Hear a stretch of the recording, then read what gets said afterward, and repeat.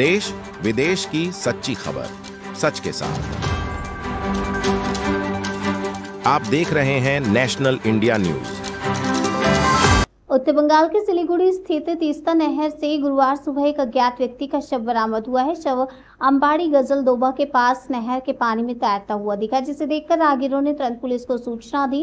New Jalpaiguri थाने की police मौके पर पहुंची और फुलबाड़ी से सटे चुबाविथा इलाके से शव को बाहर निकाला गया। व्यक्ति की उम्र लगभग 40 वर्ष आंकी गई, लेकिन अब तक उसकी पहचान नहीं हो सकी है। शव को पोस्टमार्टम के लिए उत्तर बंगाल मेडिकल कॉलेज भेज दिया गया। अनुमान है कि शव लगभग 5 से 6 दिन पुराना हो सकता है। शिनाख्त के प्रयास में पुलिस ने आसपास के थानों को शव की तस्वीर भेज दी है, ताकि मृतक की पहचान की जा सके और मामले की जांच की जा सके। देह जे तुललेन কি দেখলেন কত দিনের হতে পারে?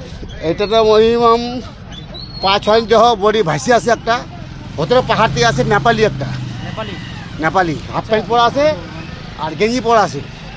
গেঞ্জি এটা কি কালারের? ব্লু কালার, আকাশী কালারের গেঞ্জি। হ্যাঁ গেঞ্জি আর হাফ প্যান্ট। হাফ প্যান্টটা কি কালার?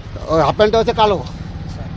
বয়স কি রকম হতে পারে? বয়স এমনি 50 পার হবে মনে হয়। কিভাবে তুললেন? কোথায় ছিল বডিটা? এটা ক্যানলে ভাসে আসছিল, ওই সাঁতার কাটে যায়, আমি বডিটাকে টাইম নিয়ে আসলাম। কিন্তু ওরা বলছি নেপালি। কতদিন আসতে পারে মনে হচ্ছে? কোন দিক থেকে আসছে? এটা মনে হচ্ছে পাহাড় থেকে আসছে, গাজলডোবা হয়ে এসছে। হ্যাঁ গালু আসছে। হ্যাঁ হ্যাঁ। আচ্ছা, কোন জায়গায় তুললেন এটা? এটা কি? এটা হচ্ছে ফুলবাড়ি ক্যানেল। এটা তো জায়গার নাম কাঞ্চেবাড়ি নাকি? কাঞ্চেবাড়ি জায়গার নাম, কাঞ্চেবাড়ি এলাকাতে সাঁতার তুললাম বডিটাকে। কোথায় নিয়ে যাবেন? এখন উত্তরবঙ্গ মিলে করে নিয়ে যাবো।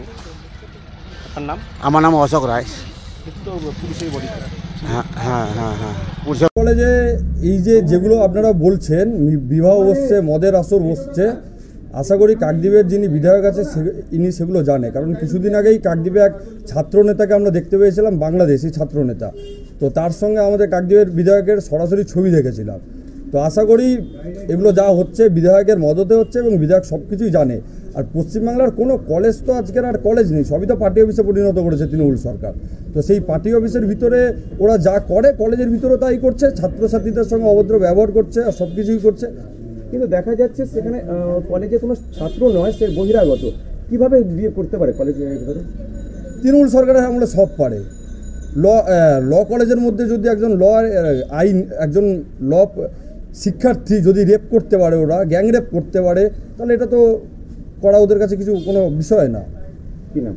স্বপ্নময় সাহা।